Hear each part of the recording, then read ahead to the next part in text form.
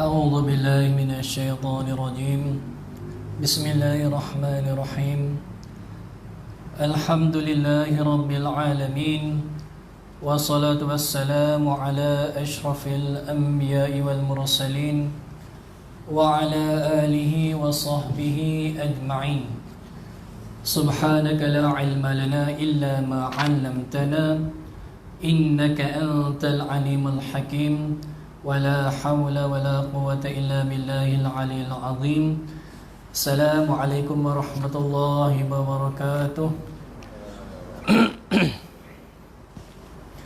Pertama dan selamanya kita panjatkan rasa syukur kita kepada Allah Subhanahu Wa Taala kerana pada hari ini Allah Taala izinkan lagi untuk kita sambung kuliah mengajar kitab kita.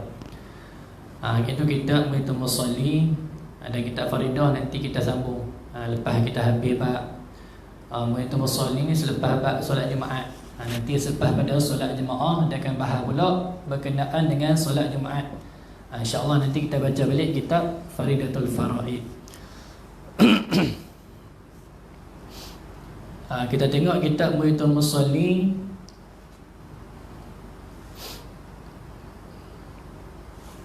Surah apa 21 Kalau Jawi itu muka surat 20 tak silap saya, pada kata bahkan melainkan nyata ada tu. Dua baris daripada bawah muka surat 20.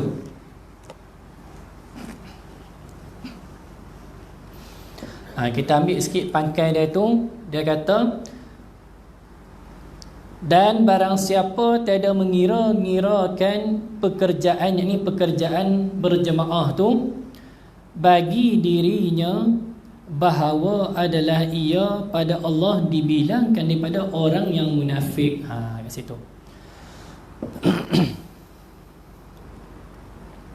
Kita tengok kat situ dia kata, masih lagi pada perbahasan berkenaan dengan sembahyang berjemaah. Dia kata, dan barang siapa tidak mengira-ngirakan pekerjaan ini, yakni pekerjaan sembahyang berjemaah tu, mengirakan tu bagi dirinya bahawa adalah ia orang tu, ni barang siapa tu, pada Allah, yakni di sisi Allah Ta'ala dibilangkan daripada orang yang munafik.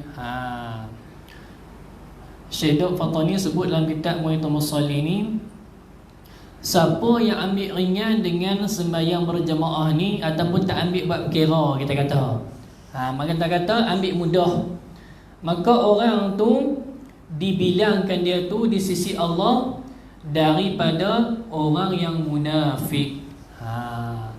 Kita maklum orang munafik ni macam mana? Orang yang nifaq ni dia sembunyikan keislaman dia. Dia seolah-olah Islam, tapi di hati dia tu dia sembunyikan kekufuran dia. Maka itulah orang yang munafik. Sebab apa pula nanti orang tanya, pasal apa pula orang yang ambil mudah sembahyang jemaah ni dikira orang munafik? Sebab dia pada zaman Nabi dahulu, orang-orang munafik ni kebanyakannya depa ni kebiasaannya depa ni tak suka sembahyang berjemaah belakang Nabi. Kalau depa sembahyang belakang Nabi pun sebab depa nak tunjuk kata kat Nabi, depa ni orang Islam ni, depa nak tunjuk lagu tu. Tapi pada hati depa tu sembunyikan kekufuran yang ada dalam hati depa. Lagi pula dia kata, bahkan melainkan nyata ada padanya, pada barang siapa tu, daripada uzur yang mengharuskan meninggalkan berjemaah, meninggalkan tu pada maslahat pada agama atau daripada dunianya. Melainkan orang yang diuzurkan bagi bersembahyang berjemaah. Kita maklum nanti kata, itu kita dah cerita dah, sembahyang jemaah ni hukum dia fardu kifayah. Tapi pada mazhab Hanafi fardu ain.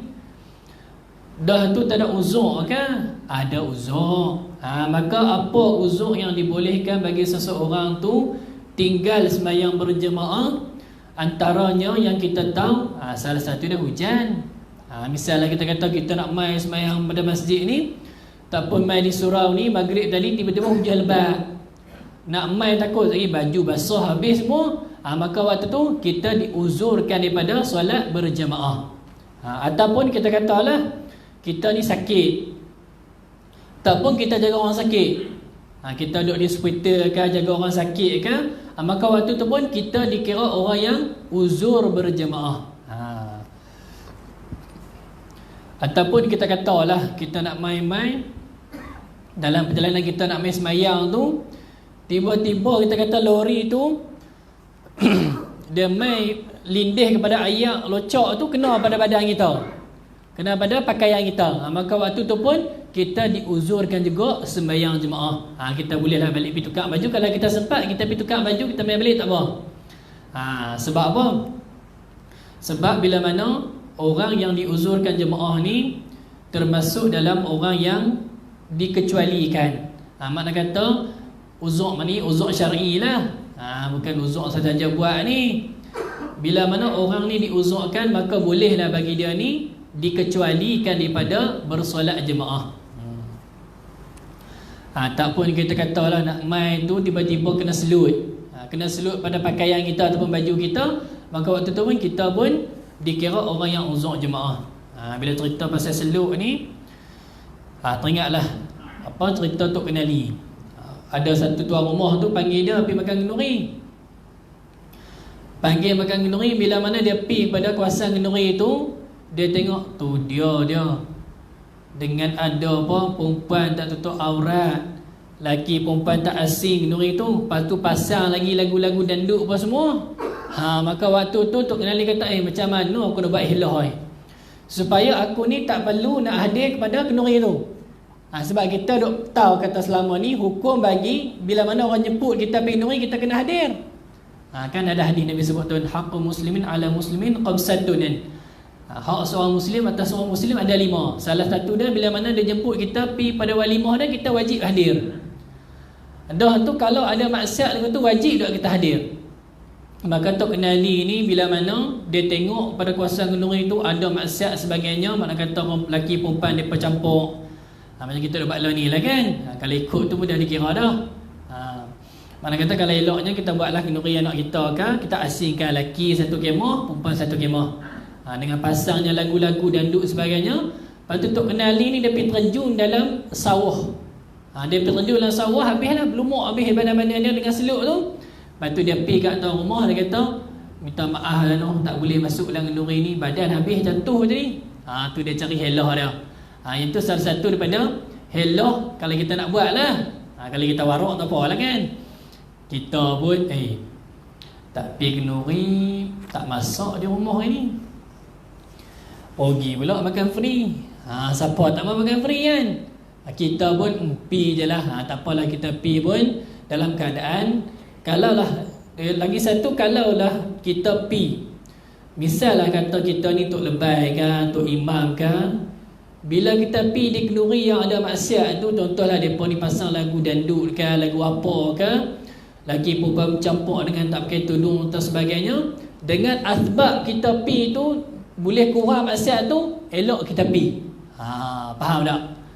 Makna kata kita ni orang terhormat lah, kita kata tok lebay masjid ke, tok imam ke, bila kita pergi saja di kenduri tu, orang tengok, tok imam mereka pun tutup lagu. Kalau lagu tu elok kita pergi. Sebab apa? Sebab kita boleh kurangkan maksiat tu.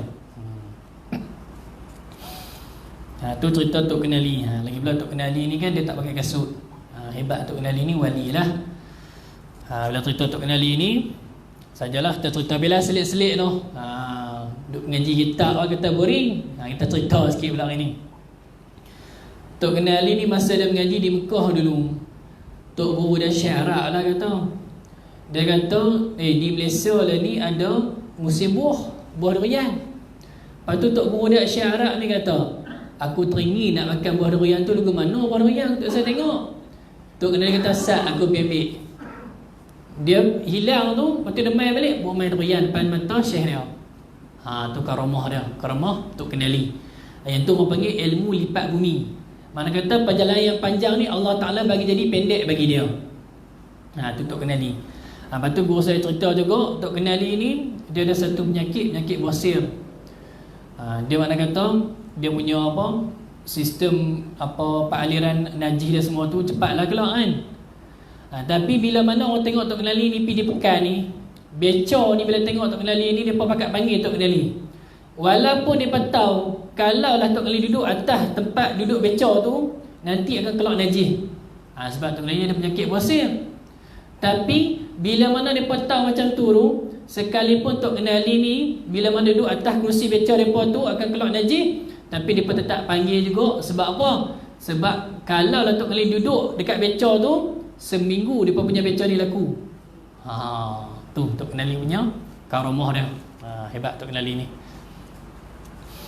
Lagi pula Tok Kenali ni dia mana pakai kasut. Kalau kita tengok gambar dia kan, gambar Tok Kenali kan, dia tak nak pakai kasut. Sebab dia kata Allah Ta'ala jadikan macam tu, kenapa kita nak ambil pakai pula kasut kan. Tu dia punya lah, makam dia lah. Kita jangan buat lagu tu pula. Kita kata aku pun tak pakai kasut dalam rumah tak apalah, duduk di luar ni pakailah, takut pijak najis sebagainya tu.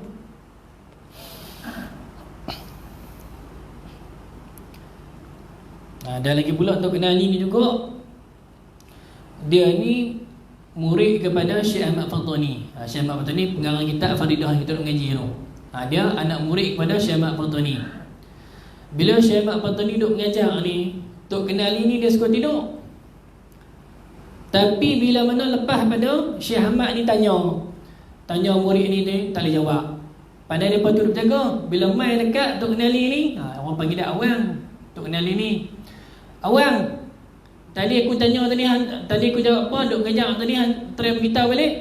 Tok Kenali panggung kepala jawab balik. Walaupun tadi tu duk tidur tu. Sebab kalau kita kata dia tu karamah dia. Karamah dia tu wali. Dia tu sahabat, lagi pula anak murid kepada Syekh Ahmad Fardani.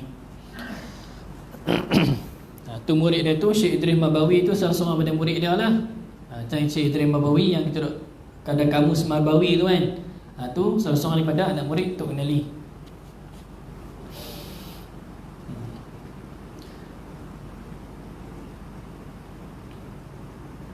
Melainkan kalau tadi ada uzur, maka bolehlah dia tu dikecualikan daripada sembahyang berjemaah.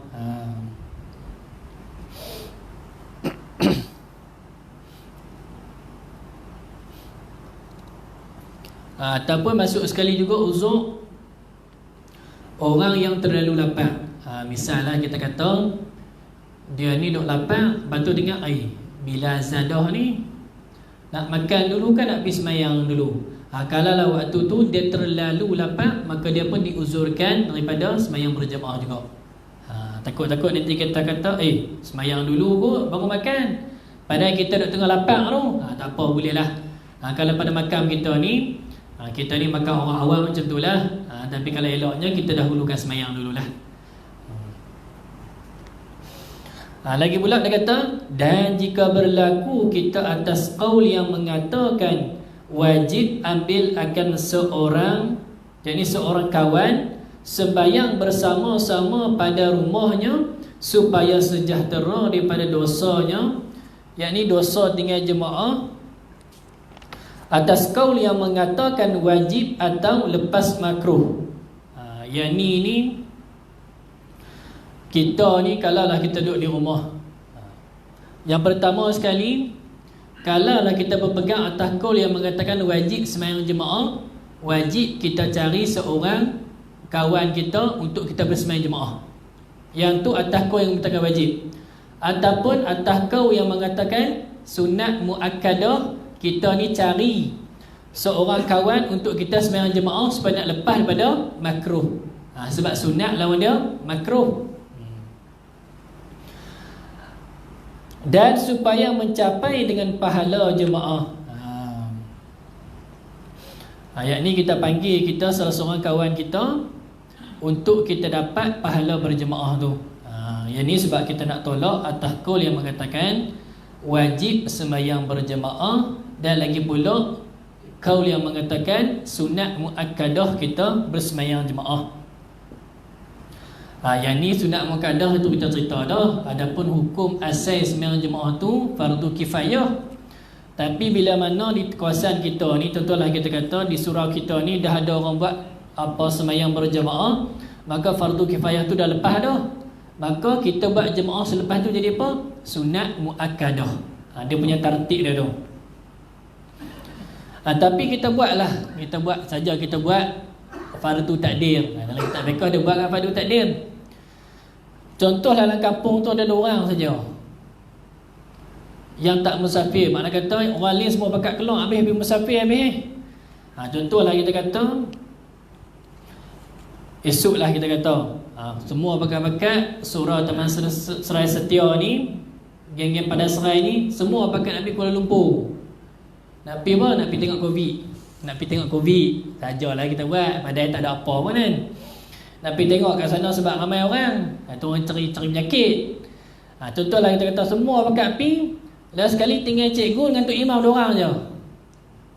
Waktu tu hukum dah bertukar jadi fardu ain bagi cikgu dengan Tok Imam untuk sembahyang jemaah. Sebab apa? Waktu tu tinggal 2 orang saja dalam qaryah ni. Tu kita buat fardu takdir je lah. Tapi jaranglah nak ada macam tu kan. Semua pakat tak ada, semua pakat pergi musafir habis. Dia ni pergi musafir di London, dia ni pergi buat umrah, dia ni pergi buat haji. Maka waktu tu tinggal 2 orang cikgu dengan Tok Imam. Maka waktu tu cikgu dengan Tok Imam fardu ain atas mereka 2 ni sembahyang berjemaah. Waktu tu tak jadi fardu kifayah lagi dah. Lepas tu dia kata dan hasillah jemaah itu imam dan 1 makmum. Kalau kita tanya sekurang-kurang jemaah berapa? Seorang imam, seorang makmum. Dan ada hadis daripada Abu Musa Asy'ari, dia kata Nabi SAW bersabda al-ithnani fama fawqahuma jama'atun. Nabi kata 2 orang ataupun lebih, maka tu dah dikira jemaah. Maka sekurang jemaah tu 1 untuk imam, 1 makmum, dahlah hasil jemaah dah. Dia kata dan hasilnya jemaah itu imam dan 1 makmum jikalau dengan anaknya atau isterinya atau gundiknya. Gundik ni hamba sahaya dia, ataupun khadamnya. Khadam ni orang yang khidmat dekat tuan dia. Sekalipun kalaulah dia sembahyang jemaah tu di rumah dengan anak dia ataupun dengan hamba dia ataupun dengan isteri dia, hasil juga pahala jemaah tu. Tak mesti dia nak kena hadir kepada masjid ataupun surau. Cuma nanti kita cerita sikit berkenaan dengan bagaimana kita ni berkenaan hukum orang perempuan hadir kepada solat jemaah di masjid ataupun surau, ataupun orang lelaki. Dan tiap-tiap banyak jemaah banyak fadilat dan banyak pahala. Dan tiap-tiap jemaah tu banyaklah dia punya fadilat, pahala dia.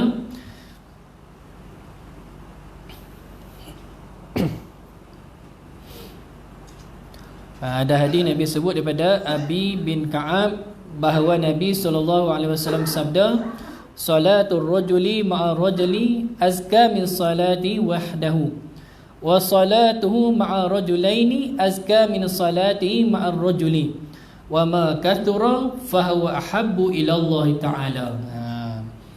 Solat seorang laki-laki dengan seorang laki-laki tu lebih elok daripada dia sembahyang seorang dia. Dan solat seorang laki-laki dengan orang laki 2 orang lagi lebih elok daripada dia sembahyang 2 orang tadi tu. Dan lagi banyak dia punya jemaah, lagi banyaklah dia punya kelebihan dia. Dan yang tu Allah Ta'ala lebih kasih pada orang yang memperbanyakkan jemaah tu. Kerana apa tu? Bila mana tiap-tiap jemaah tu banyak pahala dan banyak fadilat dia? Kerana diberi pahala dengan sebilang-bilang orang yang bersama-sama ia sembahyang dia, ni orang yang sembahyang jemaah tu, dan bertambah labanya, bertambah untung dia. Itu kita dah cerita dah. Kalau lagi banyak jemaah, lagi banyaklah kita kata dia punya ketui pahala tu. Kita buat misal begitulah. Kalau kita kata semayang 2 orang pun dapat pahala 27. Kalau semayang ramai pun pahala 27. Tapi berbeza dia punya pahala 27 tu dengan 27 orang yang semayang sikit tu. Contohlah kita kata kita semayang 2 orang, kita dengan isteri kita dapat pahala 27.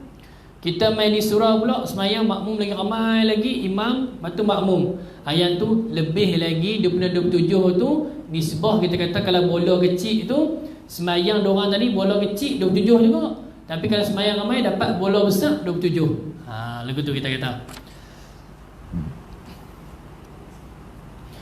Dan suci sembahyangnya istimewa jika adalah imam itu orang yang soleh dan ahli khair dan salah. Dan lagi lebih-lebih lagi pula kalaulah kita sembahyang dengan orang yang soleh dan lagi pula orang yang ahli khair, ni ahli kebaikan, dan orang yang salah. Orang yang soleh ni yakni orang yang menunaikan hak Allah dan hak manusia, termasuk orang yang soleh. Kalau orang yang solah pula, dia beza soleh, solah. Solah pula orang yang baik dalam agama dan dunia dia. Kalau soleh tadi orang yang menunaikan hak Allah dan hak manusia. Kalau solah pula orang yang baik pada urusan agama dan dunia dia.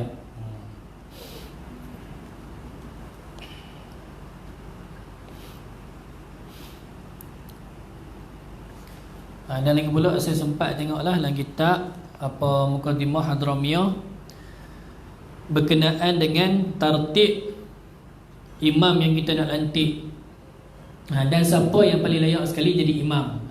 Kita duk tahu lah ni, selalunya kalau sembahyang tarawih kita cari Tok Imam Suara Sedak lah. Kalau ikut tartib tu, Tok Imam Suara Sedak tu duduk di mana? Kita nak dahulukan Tok Imam Suara Sedak kan, ataupun Tok Imam yang fakih. Fakih mana kata dia reti fiqh bab sembahyang ni. Kita dah biasalah ni ambil budak tahfiz. Bukan saya larang, saya kata dia ni larang ambil budak tahfiz dah. Kita nak cerita martabat dia. Sepatutnya kalau kita nak ambil imam ni, siapa yang sepatutnya tanggung yang paling atas sekali kita nak suruh jadi imam, ataupun dia sendiri jadi imam. Dalam kitab Al-Muqaddimah Hadramiyah dia sebut hak imam ni yang pertama sekali adalah wali. Wali ni kita kata pemimpin. Mana kata kita kata kalau dari kuasaan kita ni, kuasaan Padang Serai ni, dalam satu majlis tu, contohlah kita buat majlis besar-besaran tu, ada ahli parlimen kita, maka dia lah orang yang paling utama sekali untuk jadi imam. Kalau ikut martabat dia tu, ni mana kata pemimpin yang pertama sekali. Tapi kalau dia tak mahu jadi imam, dia boleh dahulukan diri dia ataupun dia suruh orang lain. Misalnya dia kata, tak apalah saya tak mahu jadi imam, saya bagi ustaz kita ada, ustaz kita imam. Boleh, dia boleh suruh orang pula. Dia sebab apa? Sebab dia ada kuasa untuk suruh orang lain pula. Sebab kalau ikut martabat, dia nombor satu paling tinggi sekali pada hak nak jadi imam. Itu yang pertama. Lepas tu yang kedua pula, Sayyid. Sayyid ni penghulu atas hamba. Ni kita kata, tentulah kita kata seorang tu dia ada hamba, maka dia ni penghulu bagi tuan ataupun baik tuan ataupun penghulu bagi hamba dia. Maka dia lebih layak jadi imam daripada hamba dia. Lepas tu yang ketiga pula, imam yang ratib. Ni kita kata imam rawatib. Ni imam yang dilantik tu terlebih utama daripada selain daripada wali, daripada pemimpin. Misalnya kita kata, kalaulah dalam kita punya majlis ni ada pemimpin, mana pemimpin kawasan kita lah kan, Padang Serai kita ni, dengan ada imam rawatib, mana nak dahulukan dulu? Dahulukan pemimpin dulu. Tapi kalau pemimpin tak ada, maka imam rawatib didahulukan dulu. Imam rawatib ni mudah kita kata tu imam yang kita lantik lah. Tu panggil imam rawatib, rawatib sembahyang lah, Zuhur, Asar, Maghrib, Isyak, Subuh. Tu yang kita lantik, maka dia tu didahulukan dulu. Lepas tu kalau lah dia tak mau, imam rawatib tu dia tak mau, dia boleh suruh orang lain pula. Misal kita guna, contohlah macam ada kuliah kan, ada ustaz main mengajak, tok imam kita, tok imam kita lah, dia imam rawatib dalam surau ni, tapi dia tak mau imam, dia suruh ustaz imam mengajak untuk jadi imam. Itu pun boleh juga. Sebab apa? Sebab dia ada kuasa. Dalam kuasa ni, dia tu dalam kuasa ni hak dia, maka dia boleh jadi imam, dia boleh suruh orang lain pula jadi imam. Kemudian yang keempat pula, didahulukan orang yang faqih, yakni orang yang alim dalam bab sembahyang. Mana kata orang yang faqih, orang yang mahir dalam bab sembahyang, didahulukan dia dulu. Selepas tu barulah didahulukan orang yang Aqra' ni orang yang mahir tentang Al-Quran. Itu yang kelima.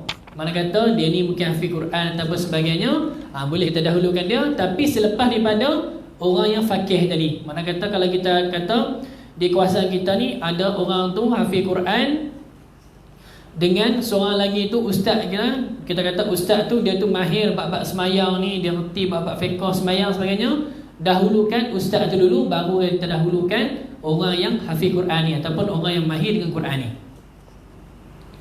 Selepas daripada orang yang mahir tentang Quran tu, kita dahulukan orang yang wara'. Orang yang wara' ni makna kata dia jagalah diri dia, dan lagi pula benda yang makruh, tu wara' orang panggil. Selepas daripada orang yang wara' tu, kita dahulukan orang yang hijrah terlebih dahulu. Hijrah ni seperti kita kata, kalau golongan muhajirin dengan ansar, mana kata orang yang muhijrah dulu didahulukan di antara orang yang tak hijrah lagi tu. Ataupun kita kata orang yang masuk Islam dulu didahulukan dengan orang yang terkemudian masuk Islam. Selepas tu kita dahulukan pula orang yang baik keturunan dia. Misalnya kita kata dia tu keturunan ulama. Cari-cari tengok tadi, pemimpin tak ada, lepas tu imam rawatib tak mai. Kita kata imam rawatib tak mai, lepas tu tengok lagi, mana yang faqih pun tak ada ni, orang yang alim fiqh bab semayang tak ada, lepas tu orang yang mahir Quran pun tak ada ni dalam kawasan kita ni, lepas tu orang yang wara' pun tak ada. Lepas tu kita nak dahulukan siapa? Dahulukan orang yang nasab dia lebih pada baik nasab dia. Misalnya kita kata, hang ni mak dulu tok wan hang ulama kan, hang ni jadi imam, lagu tu kita kata. Selepas tu orang yang baik dia punya akhlak dia. Selepas pada nasab tu kita dahulukan orang yang baik pada akhlak dia. Kemudian kita dahulukan orang yang baik pada pakaian dia. Misalnya kita kata, tengok dah tak ada martabat tadi tu, tengok siapa pakai paling elok sekali, bagi dia. Tu martabat dia. Selepas tu barulah kita dahulukan orang yang husnul sauti, orang yang sedap suara dia. Sedap suara tu duduk nombor berapa tu? Bawah tu. Mana kata dalam martabat tu dia duduk di bawah. Kalau kita lah ni orang yang sedap suara, kita letak paling atas sekali, tu kita terbalik. Lepas pada orang yang baik suara, orang yang paling handsome sekali, paling smart. Mana kata dia punya suara, rupa dia paling kacak sekali kita kata. Selepas daripada orang yang suara sedap, lepas tu orang yang husnul surah, orang yang baik rupa dia. Tapi kalau semua tu sama, dalam kitab Muqaddimah Hadrimiyah dia kata kalau semua sama nak kena buat apa? Kena undi. Sampai macam tu sekali. Mana kata kat sini ni bukan kita nak cerita sangat martabat tu, kita nak cerita nak lantik imam ni kena cermat. Dia ada dia punya martabat-martabat yang kita peka susun. Mana kita lantik pemimpin dulu jadi imam, dia tak mau, dia suruh orang lain. Lepas tu kita dahulukanlah yang mana lepas tu orang yang faqih, lepas tu orang yang mahir Quran, orang yang Islam dia dulu. Lepas tu barulah orang yang suara elok, lepas tu barulah orang yang rupa dia elok, segak. Kalau kita lah ni suara elok tu kita letak paling atas sekali, tu tak apa nak kena. Kita cubalah untuk ubah. Tapi tak salah lah. Jangan kita berkata apa yang kita buat lah ni salah kan? Tak salah.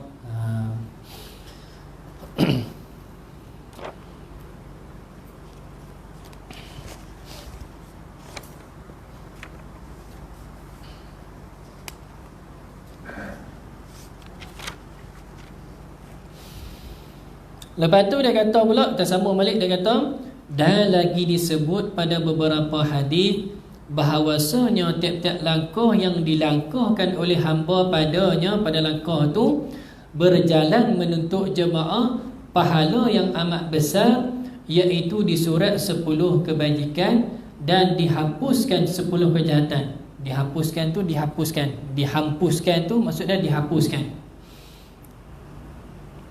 Yakni dihapuskan 10 kejahatan tu, yakni dihapuskan 10 dosa kecilnya.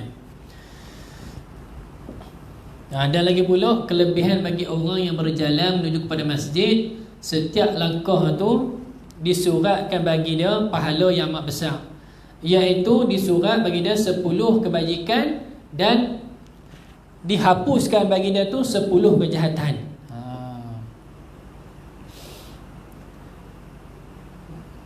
Ada hadis daripada Uqbah bin Amir, dia kata Nabi SAW bersabda, "Idza tatahhara ar-rajulu thumma atal masjida yar'a as-salata kataba lahu katibuhu bi kulli khutwatin yakhtuha ila al-masjidi ashra hasanatin."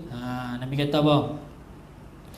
Apabila seseorang laki-laki itu dia berwuduk, lepas tu dia pergi kepada masjid, dia pergi tunggu kepada fardu jemaah, maka Allah Ta'ala akan tuliskan bagi dia tu setiap langkah tu 10 kebajikan. Mana kata setiap langkah yang kita langkah nak pergi kepada masjid tu, Allah Ta'ala catatkan bagi kita 10 kebajikan. Kalau kita kira, rajin kira, se-handphone kan, kita kira lah pada rumah kita mai kepada masjid ni berapa langkah. Satu langkah tu Allah Ta'ala catat 10 kebajikan. Lepas tu nanti orang tanya, tu main naik motor macam mana? Main naik motor, cara naik motor lah. Ini cerita langkah. Kalau kita cerita langkah, satu langkah 10 kebaikan. Kalau main naik motor pun sama juga, dapat jugalah pahala dia. Cuma dalam hadis disebut langkah. Bagi faham elok ke tu.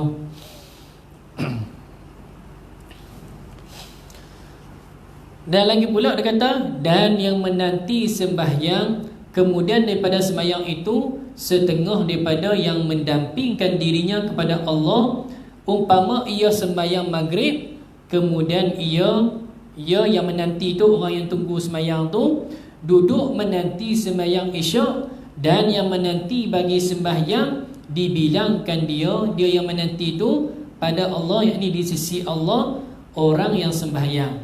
Ni kelebihan dia lagi. Kelebihan orang yang menunggu pada sembahyang. Misalnya kita kata seorang tu dia sembahyang asar, lepas tu dia tunggu pada sembahyang maghrib.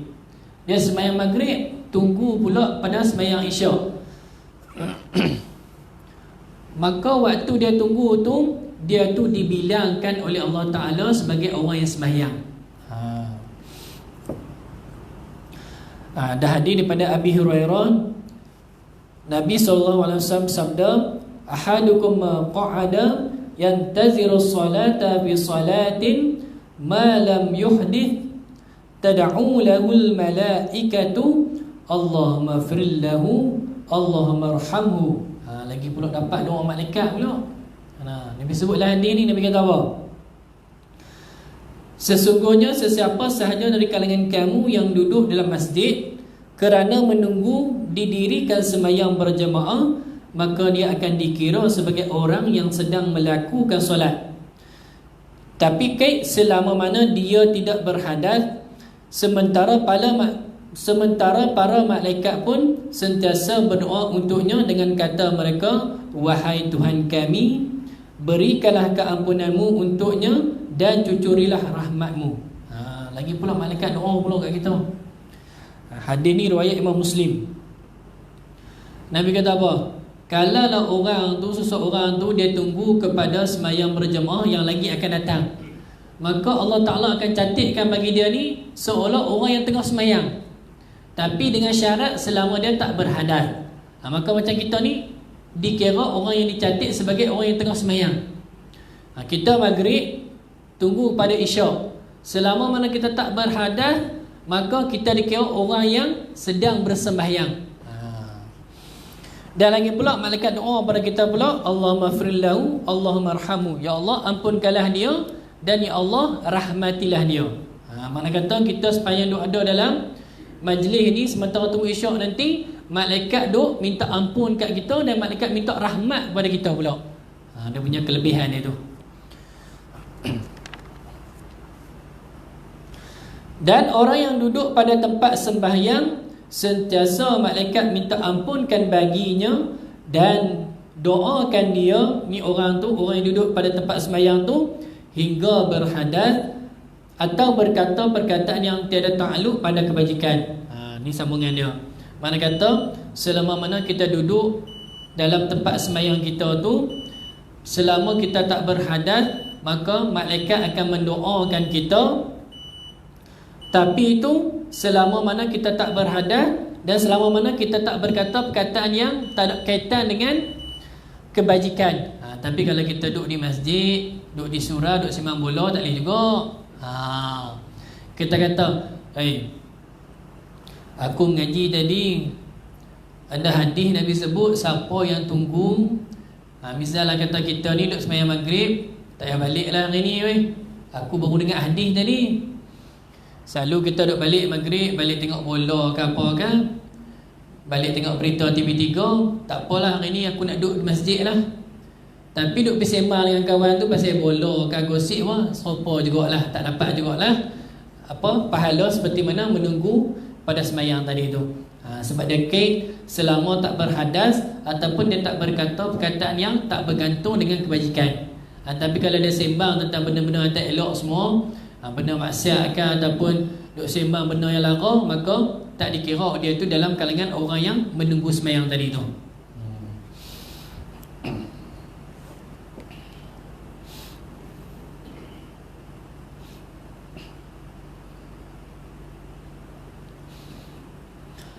Dan demikian lagi setengah daripada pekerjaan yang dicita-citakan akan dia, pekerjaan tu duduk ia seorang pada saf awal dan memenuhkan dia dan meratakan dia, kerana besar fadilatnya, ni fadilat sahwah tu.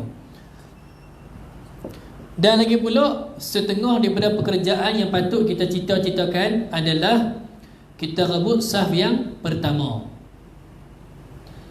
Mana kata apa? Kalau kita mai awal ni, cubalah untuk kita dapatkan saf yang pertama, sebab saf pertama ni ada kelebihannya. Dan lagi pula bila mana kita tengok orang tu dah duduk belakang tu imam dah, belah kanan lagi pula ada kosong, kita bagi rapat saf yang pertama tu. Mana kita berat belah kanan, lepas tu baru berat belah kiri. Sebab apa? Sebab fadilat dia besar. Mana hadis dia tu? Ada hadis daripada Abi Mas'ud Al-Ansari, dia kata kana Rasulullah sallallahu alaihi wasallam yamsahu manakibana fi salati wa yaqulu ista'u wa la takhtalifu fatakhlifa qulubukum liyalini minkum ulul ahlami wan wa thumma alladhi yalunahum thumma alladhi yalunahum. Nabi kata tu. Mana kata bila mana kita nak main pada sembahyang tu, kita ambil saf yang mula dulu. Lepas tu barulah kita ambil saf yang seterusnya dan seterusnya. Tapi kalau nak dapat saf awal, kena main awal lah. Kalau kita main lambat, dapat saf awal tak dapat lah kan. Dia punya fadilat saf awal tu. Dan lagi pula kita tahu lah sikit kan, kalau kita jadi tu imam, sebelum pada kita sembahyang tu, kita peringat dulu tentang, kita teringat makmum ni tentang sah dulu. Mana kata selepas pada iqamat, kita boleh paling ke belakang, tengok dulu sah betul ke tak. Kalau kita tengok sah tak betul pun, tu imam ni walaupun selepas iqamat dia boleh pi dekat makmum tu, ni betul belakang sikit. Sampai macam tu sekali, sebab nak bagi betul sah tu. Sebab sah ni salah satu daripada rabitah ataupun perantara ataupun terikat hati-hati orang Islam. Bila mana duduk dalam satu sah ni, sah sama elok je, maka tu seolah-olah hati orang Islam ni terikat ataupun rabitah dalam satu kumpulan, kita kata. Dan lagi pula, hak bagi azan ni adalah hak bagi muazzin. Tapi hak bagi iqamat ni hak bagi tu imam. Kita kalau ni Tok Bilal dia tengok cukup jam 10 minit, kan lepas daripada azan 10 minit kan, dia tengok cun-cun 10 minit, dia terus nak main qamat terus. Dia tak tengok lu orang duduk sembahyang ke, ataupun tok imam tak main lagi ke. Hak yang sebenarnya, hak bagi iqamat ni adalah hak imam. Mana kata kalau imam tak bagi lampu hijau suruh Tok Bilal qamat, selagi tu Tok Bilal tak boleh qamat lagi. Yang tu yang betul dia. Tapi lah ni kita buat menyalahi Tok Bilal, bila cukup jam dia terus qamat terus. Tapi kalau ikut sebenarnya dalam kitab-kitab fiqh, Tok Imam ni dia ada hak untuk bagi izin kepada muazzin ni suruh nak iqamat. Mana kata muazzin tak boleh iqamat melainkan dapat green light daripada Tok Imam baru boleh iqamat. Misalnya kita kata muazzin ni dia tengok pada imam boleh, imam kata tunggu dulu, dia kena tunggu dulu. Dia tak boleh kata Tok Imam kata sat, dia pun piti baik juga, tak boleh. Yang tu yang betul dia. Yang tu hak yang betulnya, hak iqamat ni adalah hak bagi imam, bukan hak bagi Bilal. Selagi imam kata jangan qamat, dia tak boleh qamat. Kalau ikut betul. Bukan haram lah, dia kata haram kan, tak sampai haram. Cuma cerita hak dia tu. Ada lagi pula, dah lalang kita cerita, waktu bila yang sepatutnya kita bangkit selepas pada qamat. Kita dah biasa ni kita mintibai kan, Tok Bilal qamat, kita pun bangkit. Kalau ikut betulnya dalam kitab-kitab fiqh sebut, kita nak bangkit selepas kita duduk tu, selepas Tok Bilal habis iqamat baru kita bangkit. Yang tu yang betul dia. Yang tu yang sunat dia. Mana kata bila Tok Bilal iqamat dah habis dah sampai la ilaha illallah baru kita bangun. Yang tu yang sunat dia. Tapi kalau lah contohlah kata orang tua dia ni lambat nak bangkit semua, dia boleh bangun waktu apa qad qamatis salah tu. Kalau dia orang tua tak pun dia ni main duduk jauh belakang tu, soh masjid besar duduk di belakang tu, maka bila mana Bilal apa iqamat, maka dia boleh bangun waktu qad qamatis salah. Tapi kalau yang cerita yang sunat yang mana? Sunat kita bangun selepas daripada Tok Bilal habis iqamat. Itu yang betul dia. Itu kita cerita yang sunat.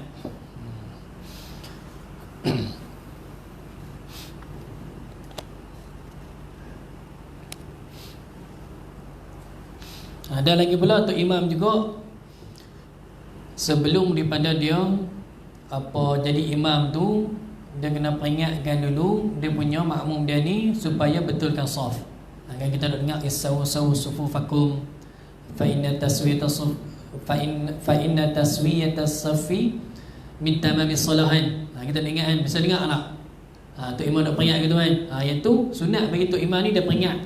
Yang tu peringat apa tu? Peringat suruh makmum ni betulkan sah dia.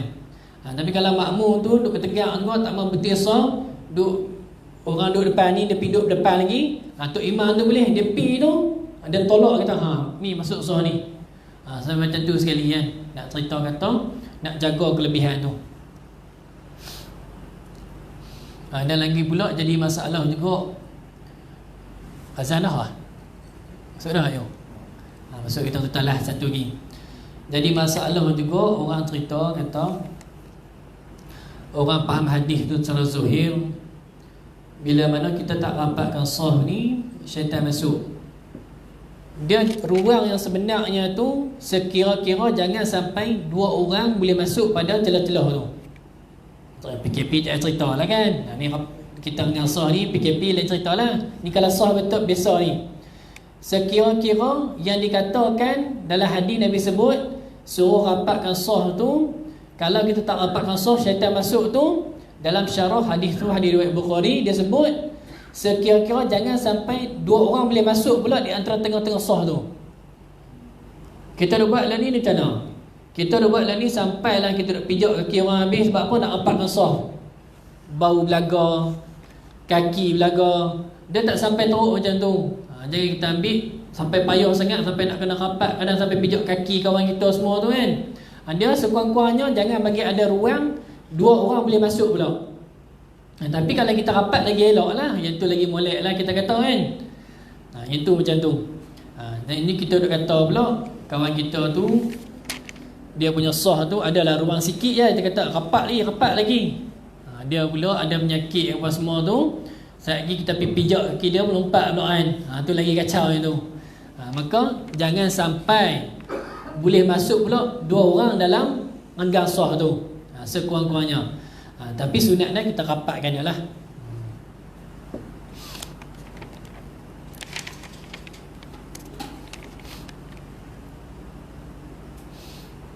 Lepas tu dia kata, maka yang terlebih muakkad yang dituntut itu berjemaah pada sembahyang Jumaat. Nanti dia cerita pula berkenaan dengan sembahyang Jumaat. Sembahyang Jumaat ni lagi payah. Dia punya perbahasan dia banyaklah kita nak kena perhatikan. Antaranya macam itu kita kata PKP dulu. Apa Tok Guru saya Bapa Din kan, dia salah seorang daripada AJK Fatwa Binin. Dia depa pun duduk berdebat juga dengan PKP ni berkenaan dengan bilangan jemaah tu kan. Kan masa PKP itu dihadkan untuk orang sembahyang jemaah, sembahyang Jumaat 12 orang. Lepas tu dinaik 40 orang. Lepas tu lagi pula bila mana bilangan tu kita hadkan dia, kita kena jaga pula dalam kalangan jemaah tu yang hadir pada Jumaat tu, adakah mereka ni semuanya orang yang qari, yakni orang yang reti baca Fatihah, dia pun tahu tentang Jumaat ni mana batai, mana rukun dia semua tu. Itu kena jagalah. Macam ni kita dah sembahyang ramai orang tak apalah.